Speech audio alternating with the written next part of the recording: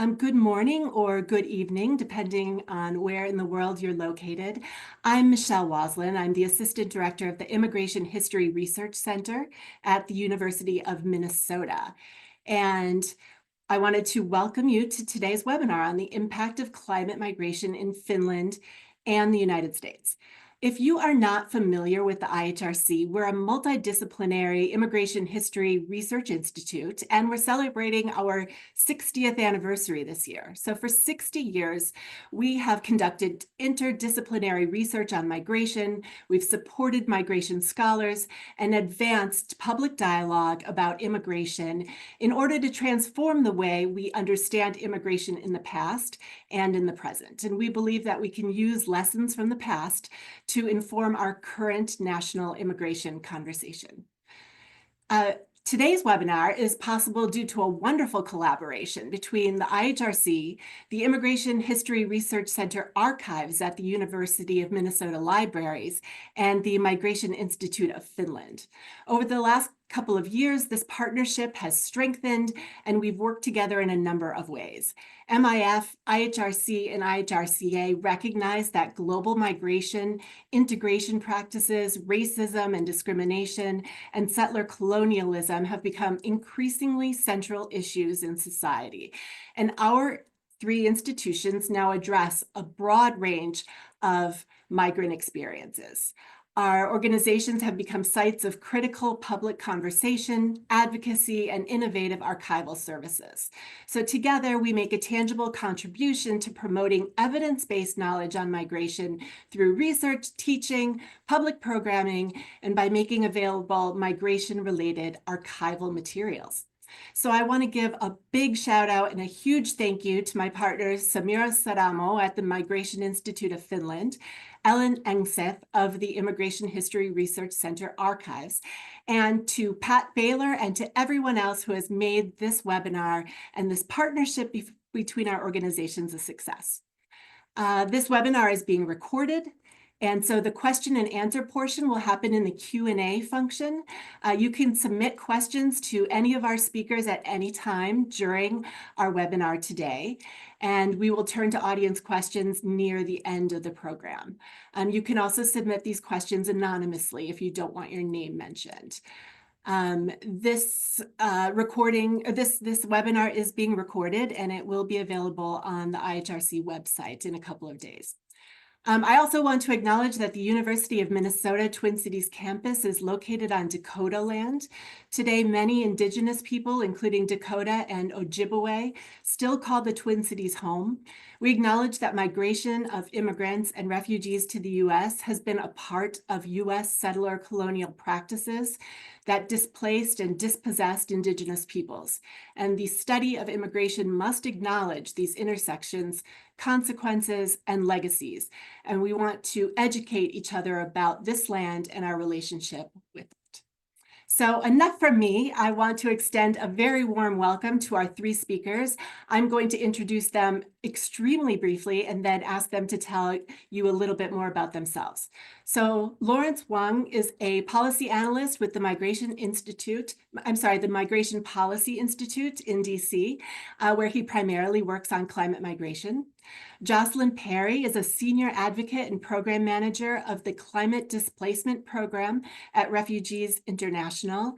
And Eeva-Kaisa Prokkola is a professor of human geography at the University of Oulu. You can help me pronounce that better, where she researches political geography, regional and border region research, political borders, security and securitization, and the politics of mobilities. So a huge welcome and thank you to all of our speakers. So I'm hoping that we can go around and each of you tell us a little bit more about yourself and your organization and the work that you do specifically on climate and migration. Who would like to go first? I was the first in the list that you just went through, so I'm happy to go first here. Great. Hi, everyone. My name is Lawrence Huang. I'm a policy analyst. I lead our climate migration research at the Migration Policy Institute. We're a nonpartisan think tank based in DC and Brussels, and we primarily advise governments and other stakeholders on how to manage migration.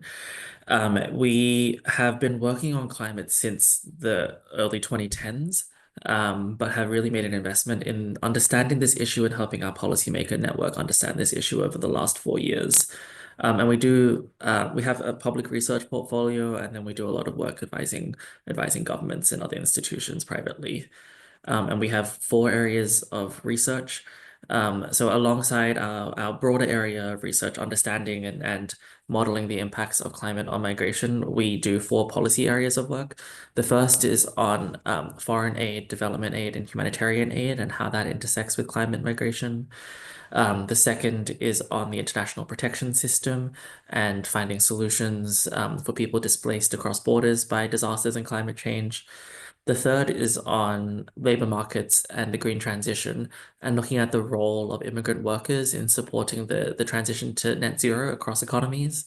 And the fourth is on narrative and public opinion. So looking at the stories that shape how publics understand this nexus of climate and migration and making sure that that's not done in an alarmist way, but done in a productive and future-oriented way.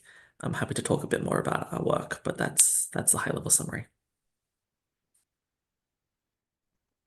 I can come in next down the list. I'm Jocelyn Perry with the Climate Displacement Program of Refugees International. As mentioned, we are an independent nonprofit organization based out of Washington, D.C.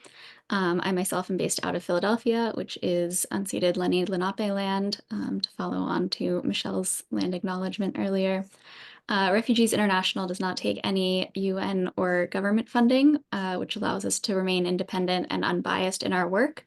We do research and advocacy around a variety of issues related to displacement and refugees' rights, and primarily advocate for power shifting to affected populations so that those who are most affected by problems can be at the center and in charge of solutions to them. Our climate displacement program, which I lead, has been working on this issue for over 15 years now, started by our late former president, Ken Bacon, who noticed in a lot of his work in sub-Saharan Africa, specifically the Sahel region, how much climate change was affecting herding populations and pastoralists, and how it might affect them in the future in terms of their livelihoods and abilities to sustain their traditional ways of life, and safety and well-being. So we started out of that with the climate displacement work that we do. We now advocate for both already displaced people, refugees, and internally displaced people to be included in adaptation efforts and other climate institutions. So the Fund for Responding to Loss and Damage, and the UN Climate Change Infrastructure. We do a lot of work advocating for inclusion of affected populations there. And then we also work to both prevent forcible displacement of communities by climate change. So to ensure people can stay safely in their homes if they choose to. And then for those who choose to move or are forced to move, to advocate for that to be done in the most rights protecting manner and the way that supports their well-being as much as possible. So I'll leave it there. Thanks. Yes, so hello everyone. So I'm Eeva-Kaisa Prokkola, professor of human geography here at the University of Oulu, and I would describe my expertise more broadly like I'm a political geographer, especially focusing on migration and border politics. And I suppose I was invited here as a speaker today because a couple of years ago we were doing a project. It was funded by the government of Finland, and the project was about climate migration from the perspective of Finland. And we did some work, literature review, some interviews with experts, and also had several workshops with national and international experts, and produced a report to the Finnish government. So I guess that's where I'm coming from to this topic. And otherwise, I have been following the discussion and research on migration for a long time, and different types of migration, like what we had in Europe in 2015-16. And then I did a lot of field work with the host communities, and also I have been writing about the securitization of migration. So I think I have this more critical perspective towards these policies. Okay, I will leave it here. Thank you. Thanks so much to all of you, and thanks for all the great work that you do. I'm going to start with a question for Jocelyn. We're going to start a little basic here, but Jocelyn, can you explain to us what is climate migration? I think most of us are familiar with climate change, but not everyone understands the migration implications of climate change. So why and how does climate impact migration?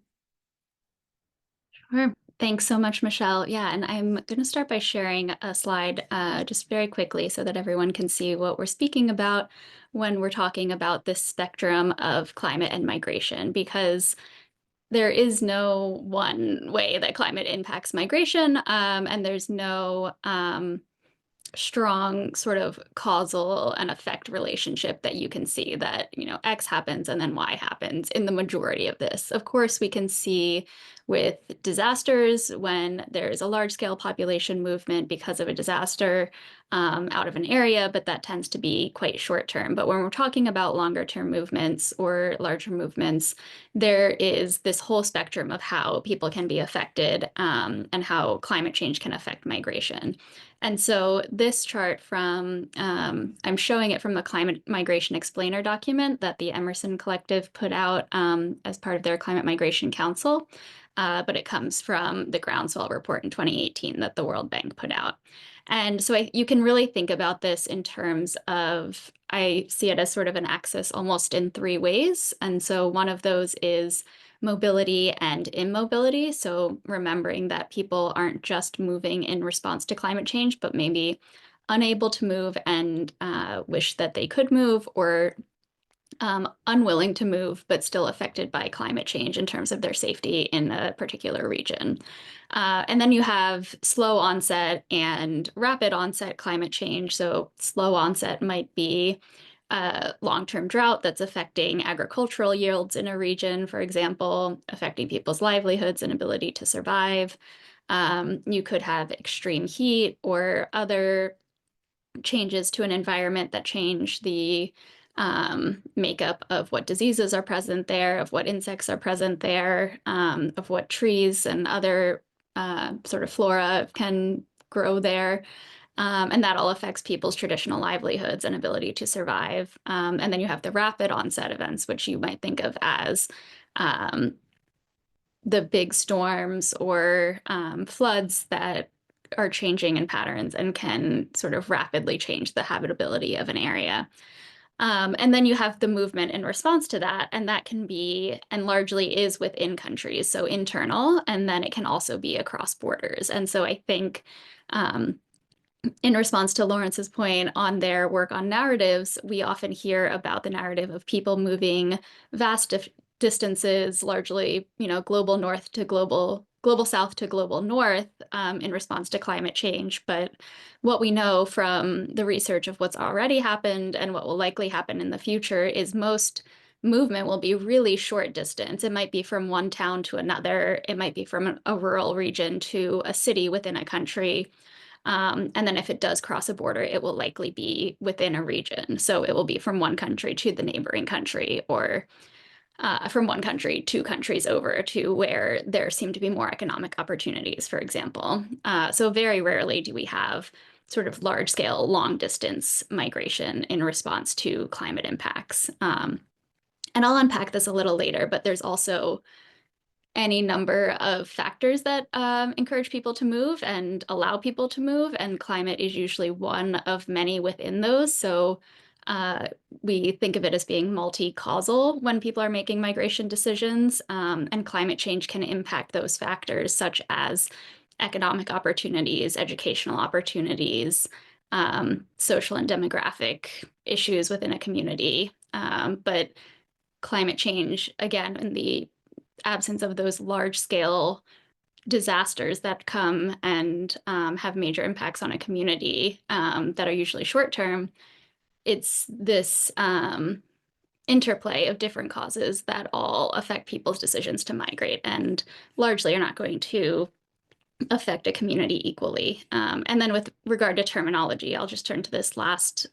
sort of left lower corner where we have migration, which we think of as sort of longer term and more agency driven, so that people have more choice in the decision, that you could maybe still safely stay in your home community, but there are fewer opportunities, for example. Displacement in the middle here, which we think of as more forced, where people are unable to safely stay in their home communities. They would stay if they were able to, but they're being forcibly displaced. And then planned relocation, which is usually assisted by governments, but it could be other organizations as well, where a whole community might be relocated. And that would be, a process that could take tens of years, if not longer. So I will leave it there, but we can come back to talk about any of those things. Thank you so much, Jocelyn. That was really comprehensive and really important.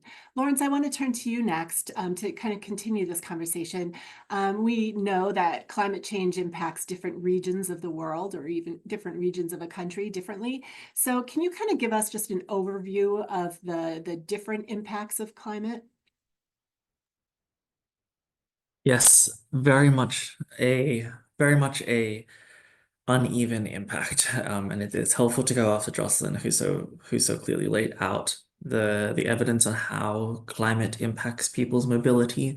The point to add on that is that climate change tends to exacerbate existing inequalities, existing fragilities, and in doing so, it's not surprising that often those who are worst impacted by climate change are those who are poorest, who have the least resources to adapt, who have the least access to information about extreme weather events, who have the least capacity to invest in hard and soft infrastructure to prepare for climate change. So that's sort of the big picture point, is that the way climate change impacts people and impacts migration is very much disproportionate and very much compounds existing inequalities. If we're looking at the parts of the world that tend to get the worst affected, there are some extreme examples. So small island developing states, low-lying atolls in the Pacific, in the Caribbean, off the coast of Africa, those are places where we are already talking about existential threat, where there are countries who are talking about how do they maintain their sovereignty and identity as a country in a world in which sea level rise and salinization and other climate impacts get so severe that they all have to move, or at the very least, if you are a archipelago of islands, you move from the outer islands to the higher islands. So those are one area where we are seeing incredibly extreme impacts, and that comes with huge cultural and spiritual and economic implications. But if we look at especially in sub-Saharan Africa, the least developed countries, the fragile countries, they are also often the countries that are the worst affected by climate change and are also hosting huge numbers of migrants and refugees. So countries like Kenya, Ethiopia, Uganda, but also countries in the Gulf where we have really large migrant populations who are either in refugee camps or elsewhere, incredibly vulnerable to climate change. If we look at the projections and the models, and especially that groundswell modeling that Jocelyn mentioned from the World Bank, Sub-Saharan Africa, South Asia, East Asia are likely to see the largest internal climate migrations. To a degree, that's because these are the largest populations. So we expect to see huge amounts of internal movement, primarily from rural areas to cities. But we also know that climate change impacts people and impacts migration across countries in every community. So if we don't just look at regions and countries, but also look lower at the locality level and at the community level, most of the evidence is pointing to climate change leading to rural-urban migration, at least in the first instance. So we have very good evidence, for instance, in Central America, that changing rainfall patterns, that hurricanes and extreme weather events are making it incredibly difficult for farmers of all varieties to maintain their livelihoods, especially over the long term. And if you're a young person who is seeing your parents really struggle to make ends meet doing their traditional livelihoods, the place you go for economic opportunity is the city. The next step after that is often international migration. So in the Central American context, we have some evidence that we have changing rainfall patterns that lead people to move from rural to urban areas and then to the US southern border. So it's helpful to sort of disaggregate that more subnational level as well. But it also is climate change also impacts people and forces people to move in high income countries as well. So in the US, hundreds of thousands of adults are displaced by disasters each year. Significant proportions of them can't move back within a year. And as disasters become more severe, in the United States, where I am, we saw massive wildfires in California recently. It's entirely unclear whether insurance markets, property markets, and sort of communities will be able to rebuild. And if they don't, they will end up migrating.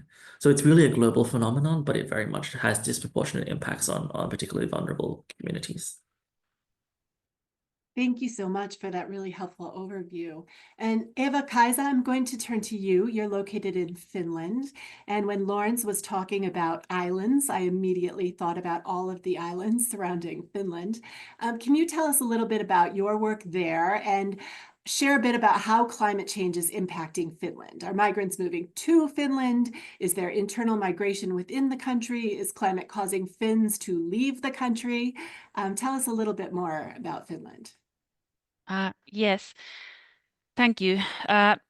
Yes, I will share now one slide. It's based on our report, what we did a couple of years ago, and it's not basically showing the vulnerability to climate migration, because of course, vulnerability to climate migration, it needs three aspects needs to be considered. You need to consider the climate and environmental change and vulnerabilities, and then the social economic situation of a country, how well it can adapt. And if you cannot adapt within a country, then there will be more international migration also, and higher vulnerability. But I wanted to show you, to start with this map, to show where is Finland and how it's not actually vulnerable at all to climate change compared to many other countries. Although Finland is in Northern Europe and in the Arctic hemisphere, so in this location, actually climate change and climate warming is occurring 3-4 times faster than the global average. But because in Finland we have cold weather, it's not going to bring any only negative effects, but also some positive impacts. For example, we will have longer summer seasons and all this. So Finland is not vulnerable to climate change if we compare the global situation, and there is no internal migration because of climate change at all, because we have very small environmental hazards, perhaps some drought and some flood, but they are very local. So the question for Finland is more about these cross-border effects of global warming and climate migration. There is of course migration in Finland from south to north, from north to south, because of employment, because of studies, but not because of climate.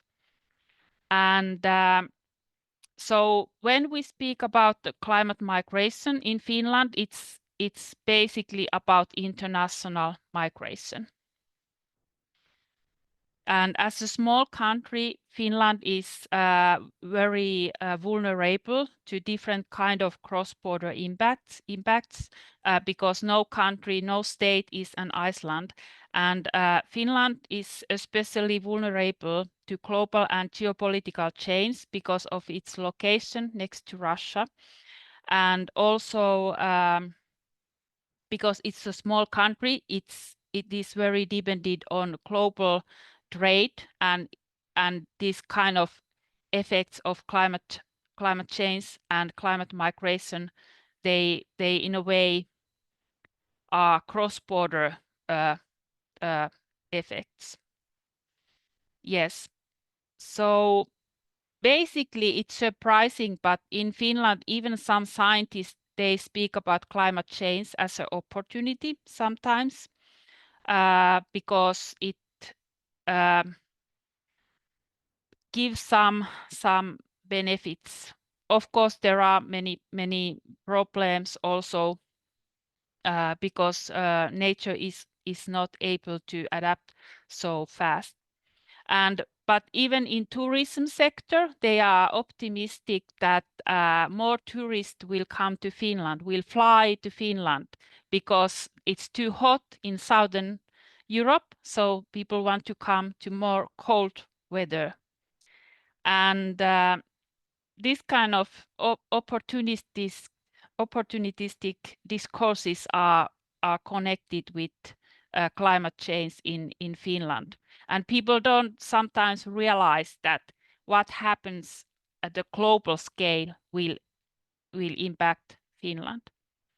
So that's how I see that Finland is positioned in relation to this question.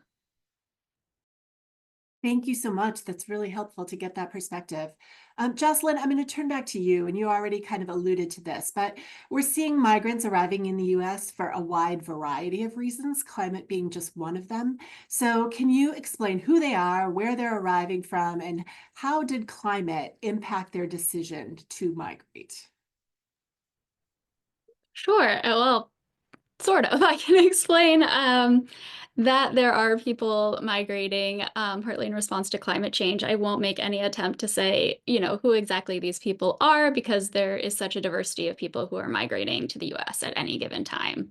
And people can look at the data in terms of border crossings and whatnot, as that changes throughout the current administration. But based on what Lawrence really helpfully laid out, we do see some people moving in response to their ability or lack thereof to adapt to the effects of climate change. And then often individuals make these decisions, as I mentioned, due to a variety of factors. And you can think of this the same as you might think of your own decisions to move anywhere throughout your life. So that might have to do with familial circumstances, where you have family, if you have strong family ties to where you grew up, or if you don't anymore. It could be due to educational opportunities or lack thereof. It could be due to livelihood opportunities or lack thereof.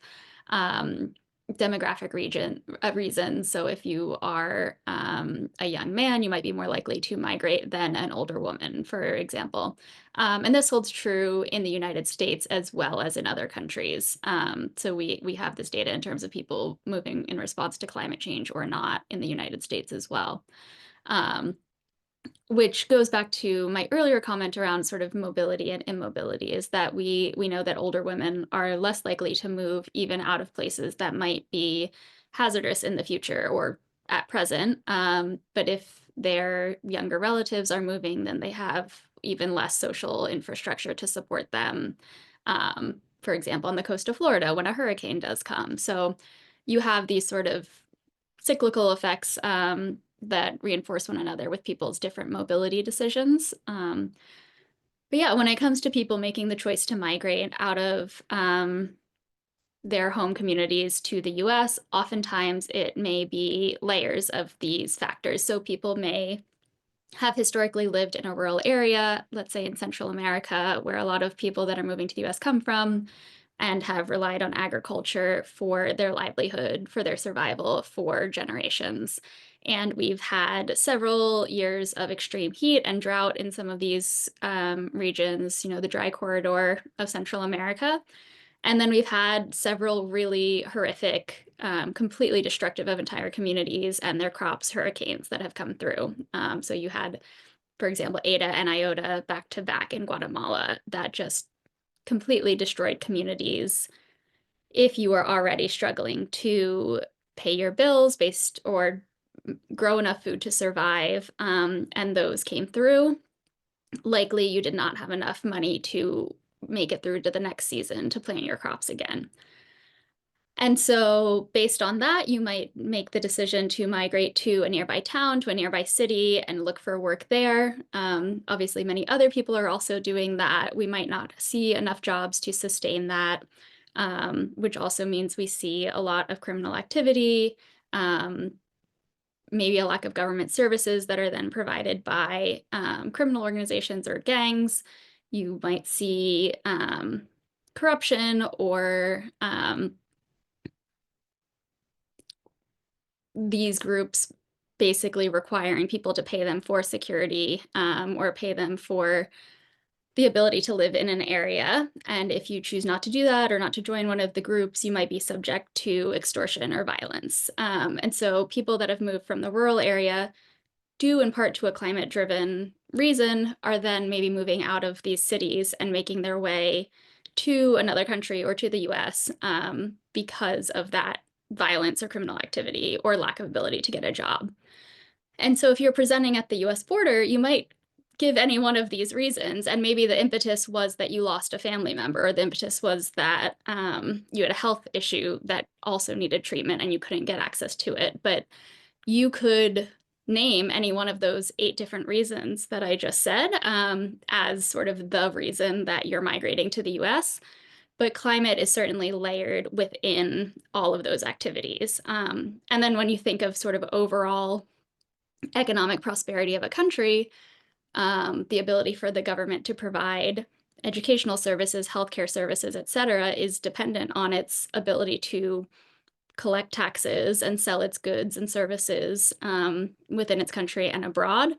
And if the country is primarily making money off of its agricultural exports, like coffee, like cocoa, like grain or maize, and you have the loss of those crops for several years in a row, you know, you're also seeing a loss of all of those services. So even if people are not directly dependent on the agricultural economy for their personal income, you're going to have a wholesale loss of, you know, government funded services as well as economic opportunities for others, you know, for the shopkeepers who sell to people that live in that community, for the teachers that might lose their jobs, et cetera. So you know, you have to think of it as sort of an ecosystem and a community-wide effort that's impacted by climate change when we have those effects, and then that can impact people's decisions to migrate overall. And then you see that also abroad, outside the Americas too. You know, we have people coming from West Africa, from the Sahel region,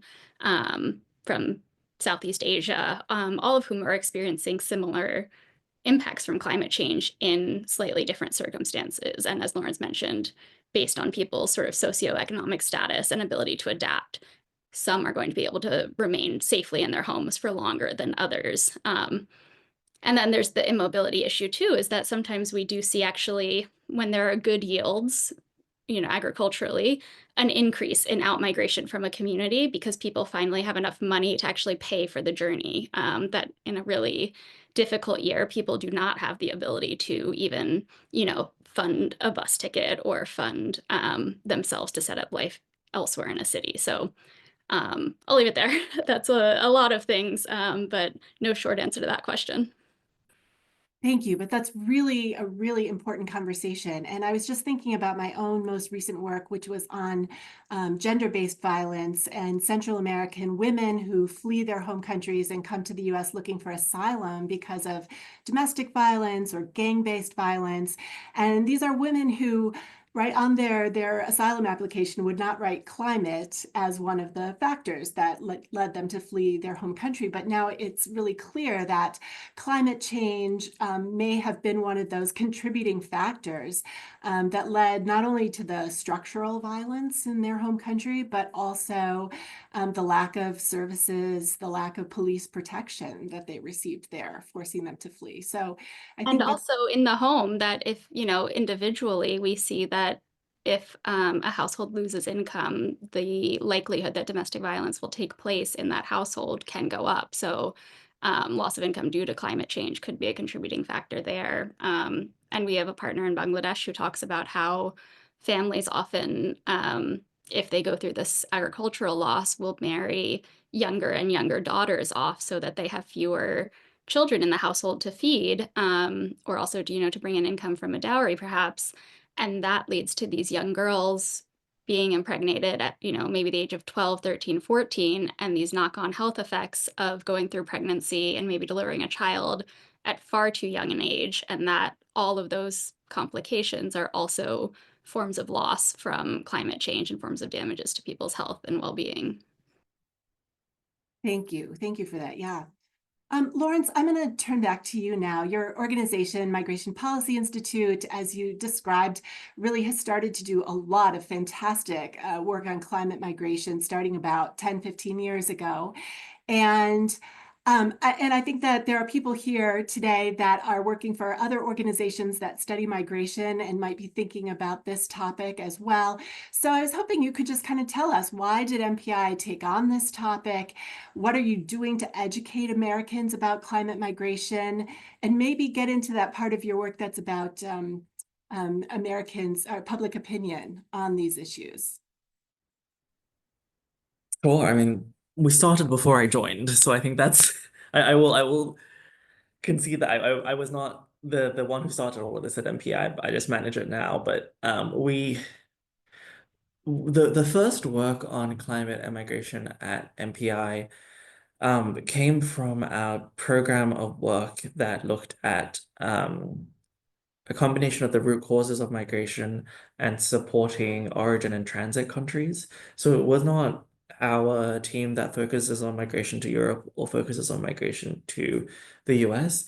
And I think that's makes sense because where we started to see the impacts of erosion and of salinization were a lot of our work in Central Asia and Central America, and a lot of our work in the global South.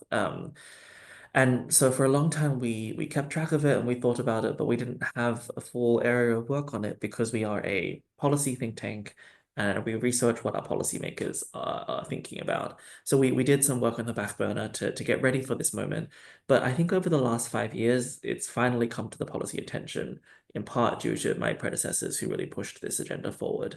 And I think it's been striking to see that governments across the world, in low and middle income countries, in high income destination countries, are starting to think about this. And that is a large part of why we were able to put the resources into building out our research portfolio on this issue. When it comes to what we do on narrative, on educating the public, we have sort of three strands of work.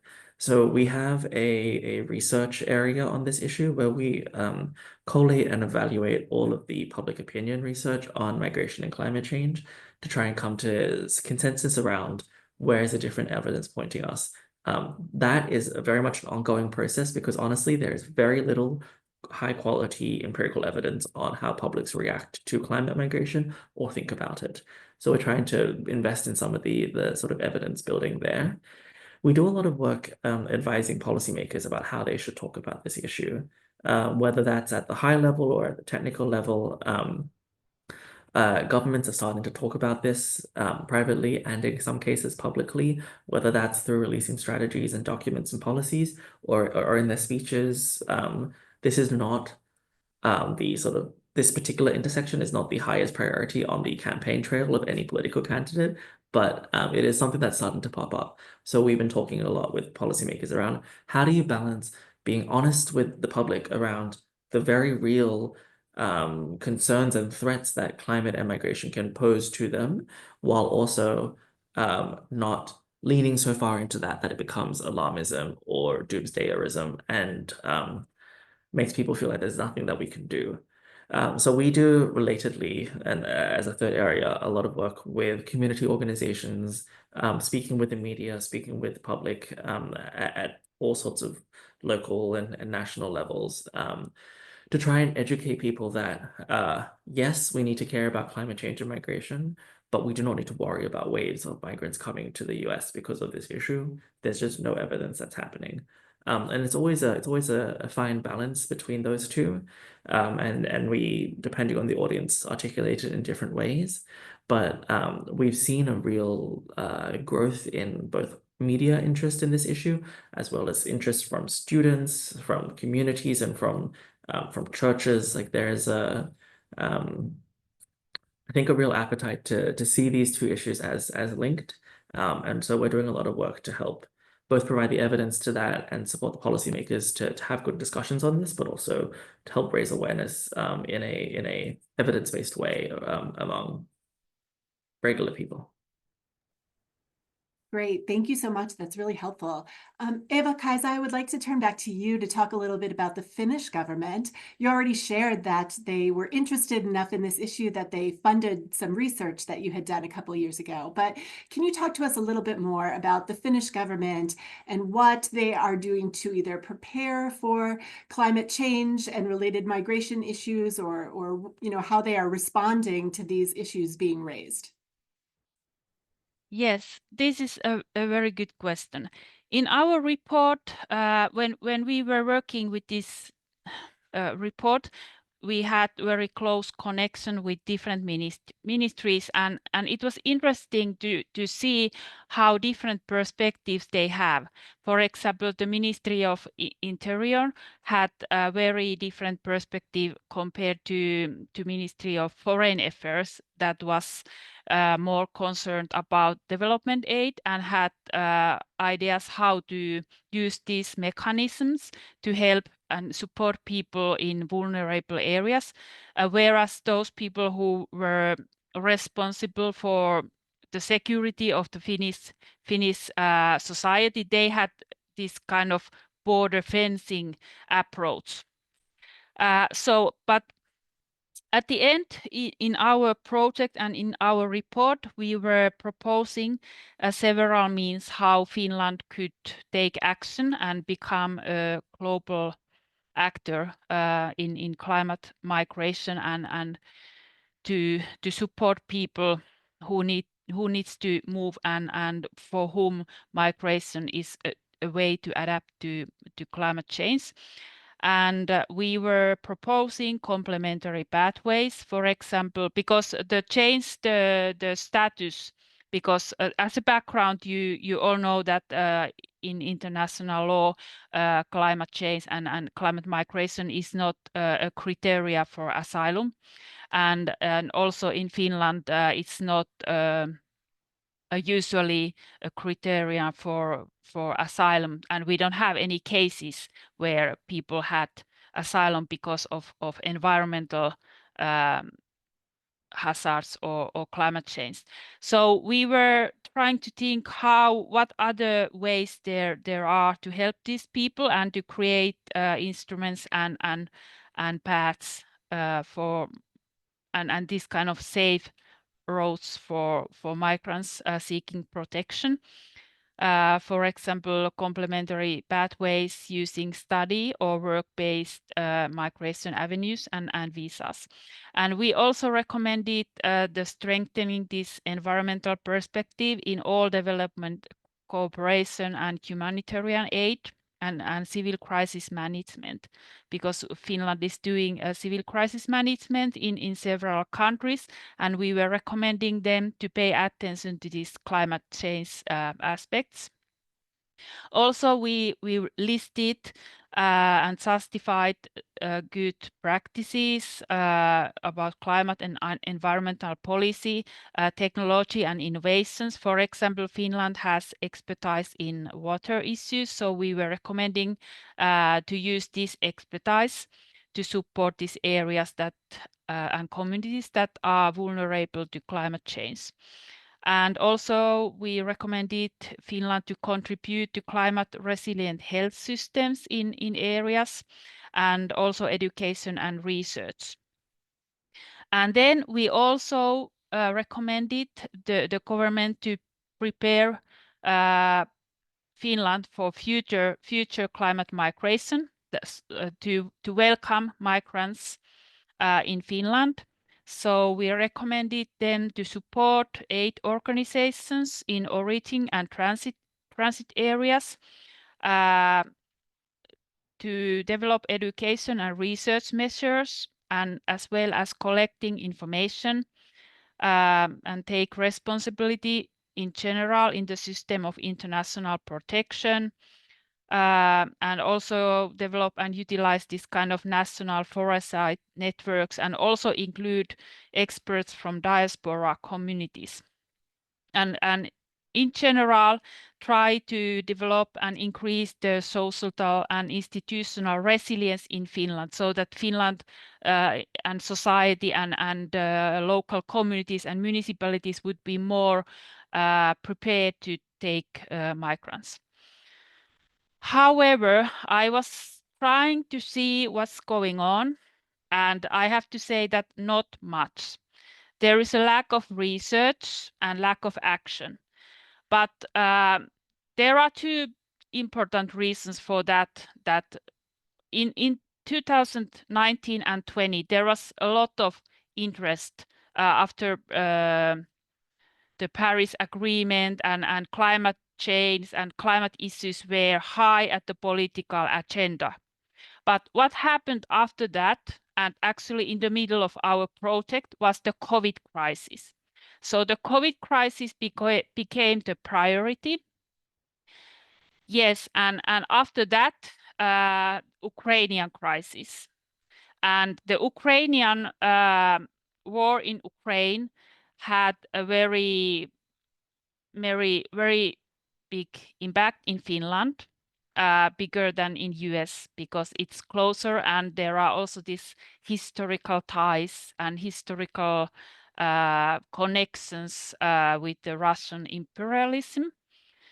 And also Finland received, because of Ukraine and refugees from Ukraine, Finland actually received at least 80,000 migrants, which is almost 3 times as much as in 2015, the so-called migration, long summer of migration in Europe. So 3 times more migrants, but no political hassle, no at all, no critique at all.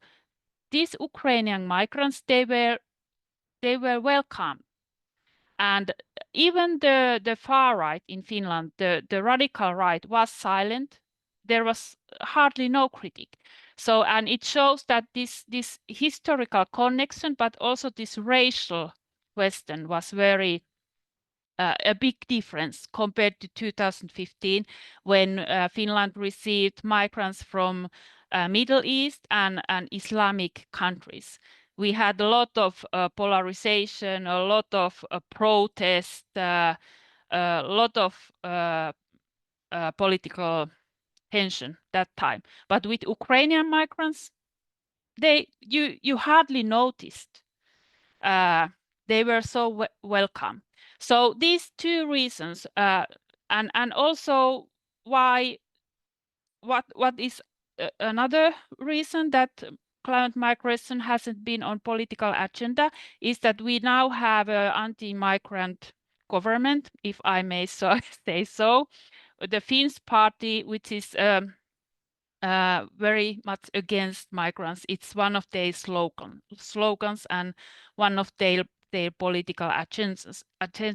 It is now on the government coalition, and they have now more strict migration policies. So unfortunately, we have, I guess, went backward with these questions. Yeah. Yes. I think we understand that here in the United States as well. And with that, I want to turn back to Lawrence. Can you talk to us a little bit from the US government perspective? And maybe we need to go back a couple of years to get the full context here.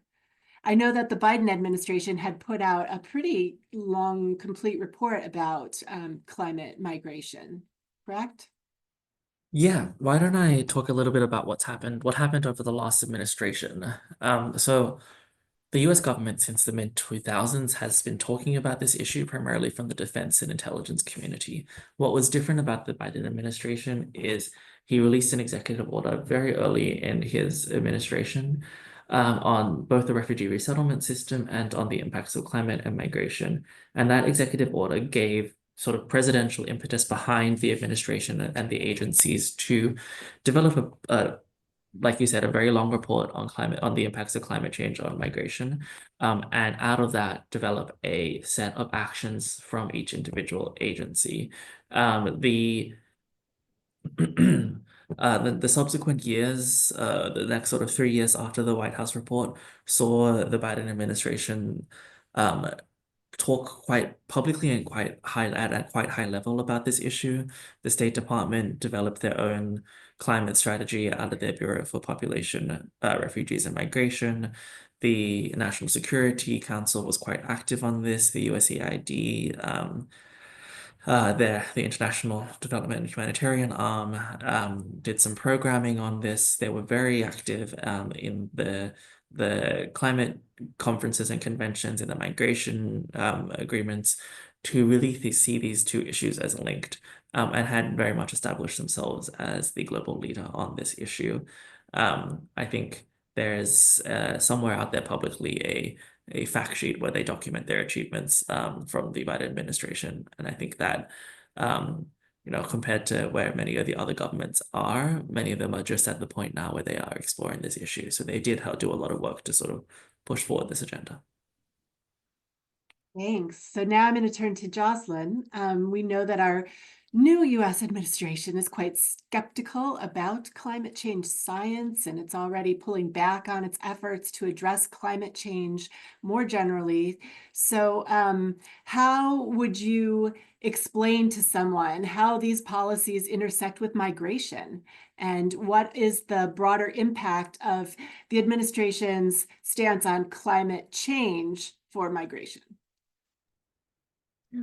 Thanks, Michelle. Yeah, we've seen, I think one of the first days of the current administration, an indication that they plan to withdraw from the Paris Agreement, which is the most recent global climate agreement where we have agreed as a global community to keep global warming temperatures to 2 degrees Celsius, with the goal of keeping it to 1.5 degrees Celsius. And, even for regions of the world like Finland or Russia or Canada, our neighbor to the north here in the US, that might experience some positive impacts from that warming to their agricultural capacity or access to the Arctic, for example, we'll also see global tipping points that will completely devastate communities in terms of sea level rise, in terms of agricultural production, in terms of desertification. And, seeing that will also impact our global community, like in terms of the global trade economy where crops can be grown, access to, if you drink coffee in the morning or eat chocolate, these crops that are super dependent on the climatic conditions in which they're grown, we might see them all but disappear.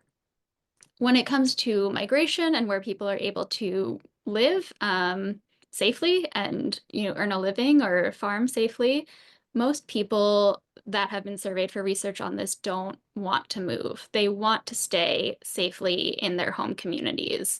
I haven't seen peer-reviewed research on this, but we do have partners on the policy world who have done work that shows over 95% of people in communities do not want to move. And, anecdotally, when we look at small island states, even many people who live in the Pacific, there are various agreements where they are allowed to move without any sort of visa regime to the mainland United States. And we're just not seeing large-scale movement of those individuals. And when surveyed, most of them do not want to leave their home communities. There's a very strong human attachment to place and to communities. And so when we talk about migration in the context of climate change, and people think that if liberal border regimes existed, we would see this mass migration, that's not what the data show. It's not what evidence shows currently.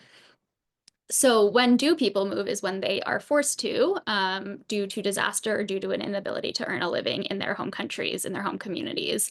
And those things can be largely avoided with early warning systems for disasters, which our government currently provides through NOAA and through the National Weather Service for our own communities here, which have just been gutted and had their staffs reduced by at least 10% in the immediate term, but maybe longer term in the future, as well as support for other countries to do that. So knowing that you have 48 hours to evacuate an area versus the hurricane hitting you immediately leads to vastly different outcomes for both your survival, but also your house's survival, that you can make sure that you have your windows boarded up, that you can make sure that your belongings are moved from the ground level, things like that. Another big piece of this is the assistance we provided through USAID, which is for everything from agricultural resilience in communities to infrastructure, health centers. We're hearing from people that, similar to our conversation previously, Michele, if people were previously getting medication from a health center that was funded from USAID and that stopped being provided, or maybe getting emergency food assistance, they're now having to reallocate their income, which is likely, something they have a pretty limited amount of, to provide those essentials, to provide for that healthcare or to provide for that immediate food assistance. But that's money that they're not able to use to make their home more resilient to when a storm comes, or to buy agricultural inputs like better seeds or better fertilizer. And so those communities are going to be less resilient to climate change because of that loss of funding, whether it was funding directly for climate resilient programming or funding for other programming.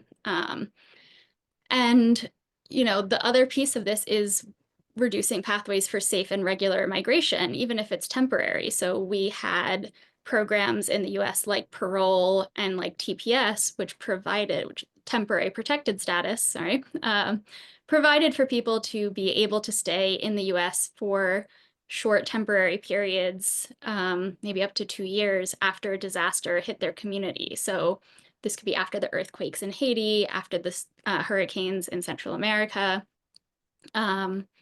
And a lot of people stay safely in the US and then return to their home communities when the immediate impacts of the disaster had been recovered from. And so that reduced the pressure or burden on those systems that were overextended in the aftermath of a disaster by allowing some people to not be living in those home communities. And so having fewer pathways for both temporary as well as longer term migration really limits the ability for countries to use migration as an outlet for providing safety, providing extra income for their home communities, et cetera. And then I'll drop in the chat, because it's a longer explanation than I'll take the time for now, but the Intergovernmental Panel on Climate Change uses something called the Shared Socioeconomic Pathways, the SSPs, which show both of our compares our temperature trajectory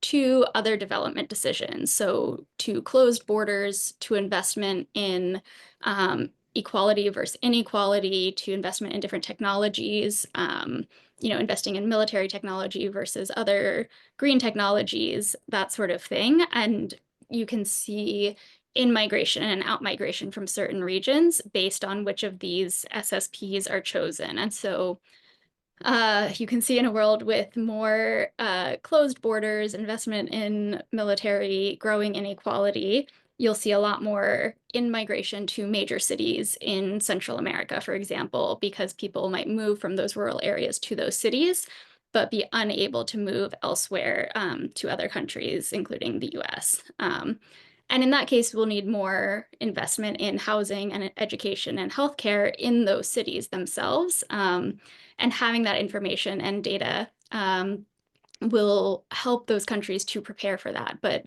cuts to the international climate infrastructure from the US withdrawing from the Paris Agreement and our financial obligations there mean we're cutting investment in all of that technical assistance to those countries, mean we're cutting investment to help those cities prepare, mean we're cutting investment in early warning systems, you know, both for our communities as well as communities in other countries.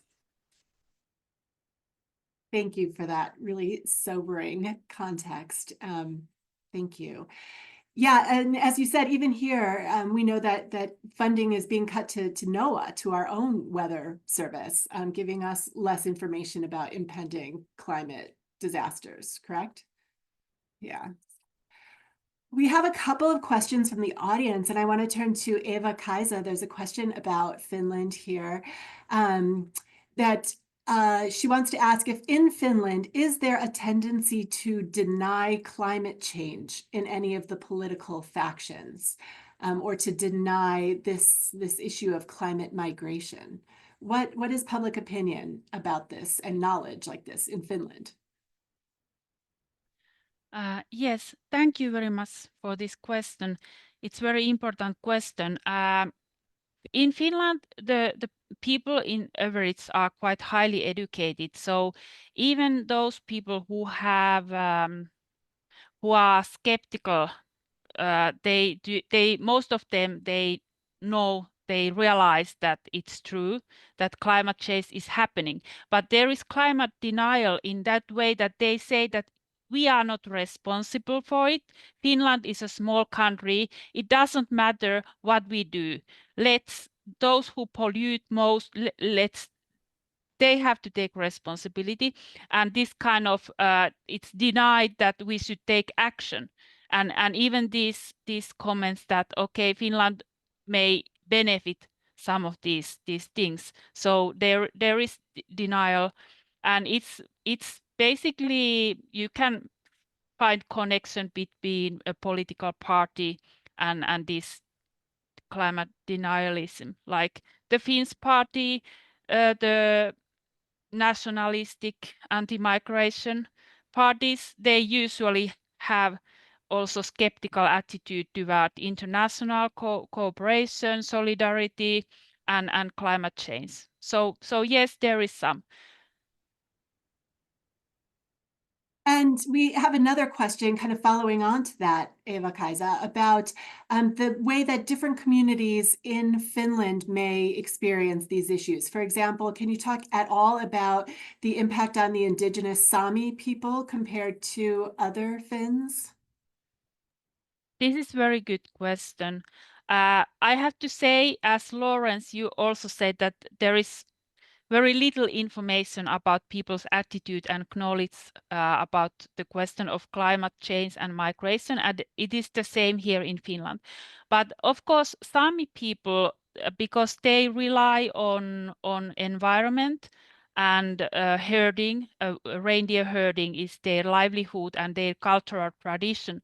Of course, the climate change will impact that a lot because the environment will change. It may not force them to move because they have also other economic opportunities, but of course it changes their way of life. Also, there is this pressure from green transition that their lands are used for windmills and for this infrastructure. So if there is one population in Finland that will perhaps suffer most and their culture will suffer, it will be the Sami. Yes. But more research is needed about this. We know very little and we don't understand. Thank you. Thank you. I want to turn a little bit to solutions and what possible solutions are in the United States. Maybe we can, I'll ask both of you, Lawrence and Jocelyn, what do you think would be ideal solutions or responses to this issue? Is it, adding climate change to the definition of refugee? Is it creating a new visa category? Like, what's the ideal? And what is realistic, especially in this environment that Jocelyn just explained to us now with this new administration? Who would like to get us started? Happy to. It's a bit hard to think about ideal policy frameworks in a time where there is not appetite for policy change in that way. We have argued that there is no case for adding climate to the definition of refugees, and that doing so might be counterproductive. Instead, like the most effective way to get solutions for climate mobility is to fix the international climate system and fix the migration system. Like, it is fundamentally the problem that we have long had issues with managing border arrivals and managing asylum, managing regular migration, integrating migrants. The US, like all countries, faces issues, like genuine issues that communities feel in managing migration. And in doing so, in failing to respond to those issues, there is no public appetite or political appetite to be thinking about expanded pathways, to be thinking about solutions for climate mobility. So I think, like, one of the things that we've been reckoning with is we don't always need solutions specifically for climate displaced people. We need to fix the immigration system and fix the refugee system, and really, like, fundamentally that's the big picture priority. There are particular pieces that we can where we can make progress though. So most of this movement is not coming to the United States, not coming to Finland, not even coming to Europe. We could do a lot more work to support host countries in the global south, those hosting migrants, those hosting refugees, to integrate those migrants, to provide them access to legal status and identity and jobs, and to include them in climate resilience and adaptation work. That will go a long way in making sure that migrants are protected from the impacts of climate change. And rather than looking at how do we create new laws and new pathways for climate displaced people to the global north, to Europe and the United States, we could look at how do we make our existing immigration pathways function better, and how do we ensure that they're not disproportionately excluding those who are impacted by climate change. So people who are displaced by climate change can move through regular migration channels all the time. I remember we were working with an organization in the UK where they had somebody who had moved from Fiji to the UK because they had lost their home because of sea level rise. That is a climate displaced person, but there is no climate displaced visa or pathway to the United States. He came on a work visa. Actually, I think he came on a student visa and then transitioned to a work visa. So there are ways we can use our existing pathways and our existing frameworks to make sure that they are accessible to the most climate vulnerable people.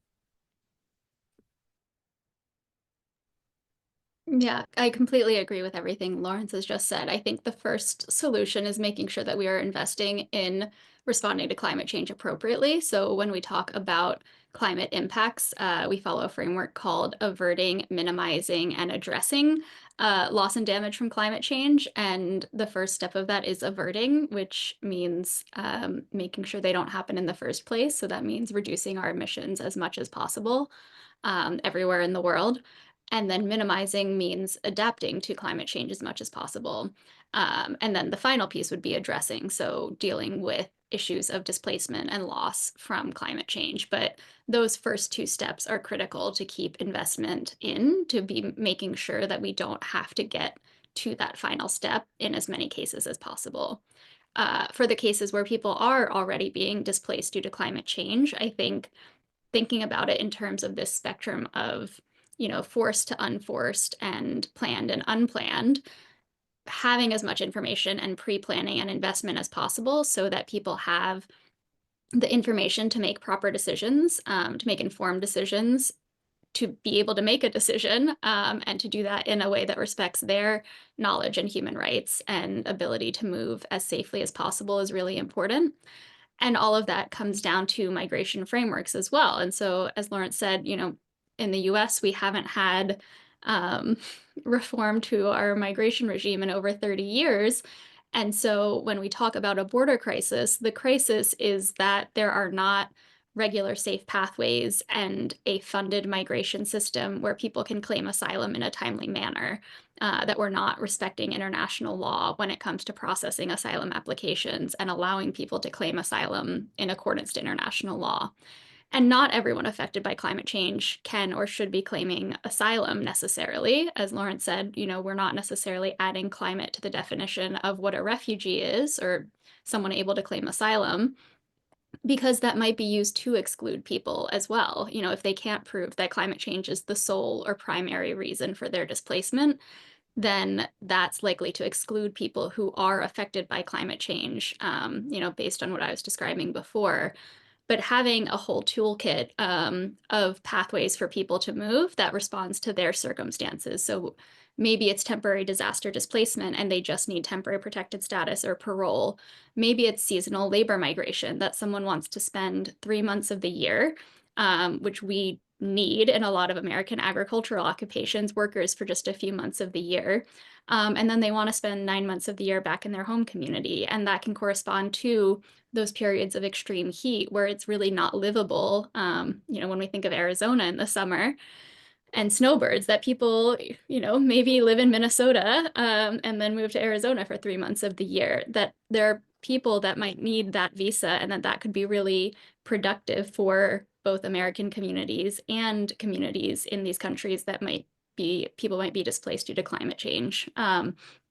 And then there might be people who are displaced permanently, as Lawrence was mentioning, someone from Fiji, if their home island has disappeared, then we need to have permanent pathways. But when we're talking about that, we're not talking every single person who's affected by climate change needs a permanent pathway to citizenship, but that's one of many options that we need to have available. But the disinvestment in our migration system and demonization of everyone that wants to migrate for their own safety or their family's well-being is not productive to the conversation. So I think starting there and starting with the climate investment are both really critical.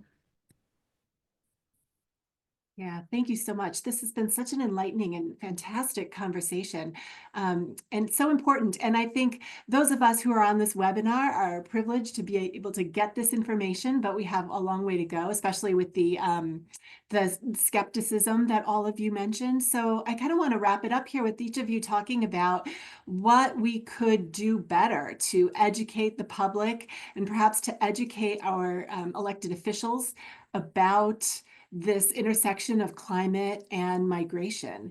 What can we be doing to initiate a better, more constructive conversation about these issues? And if you have any specific resources or websites that you would like to share with us, please do so. So Eeva-Kaisa, can I start with you? Yes, this is a very, very important aspect. And when I say that our government and Finland has done nothing, it's not, of course, all true. There are these continuing collaboration with partners, for example, in Vietnam and some other countries, and these early warning systems that many institutions and agents are still collaborating. And what I also would like to highlight is the importance of education and how we speak about climate change and migration, not as a threat to us, but as a threat to those people who live in those areas. And I was happy to look at the Ministry of Foreign Affairs homepage, and I saw that they have specific materials for global education for children at the school age, and there was a lot of good material how to speak about climate migration and refugees, and what schools could do. And also I know that some of my colleagues have research projects going on here in Finland. For example, Professor Kirsi Pauliina Kallio, I know that she's doing great work studying how children, how they could develop this kind of understanding of migration and climate change and refugees. And when we at the universities, when we educate our students who become teachers and they educate their students, then we can do something, we can have an impact. But it is a long-term process, but I still want to be optimistic. Thank you.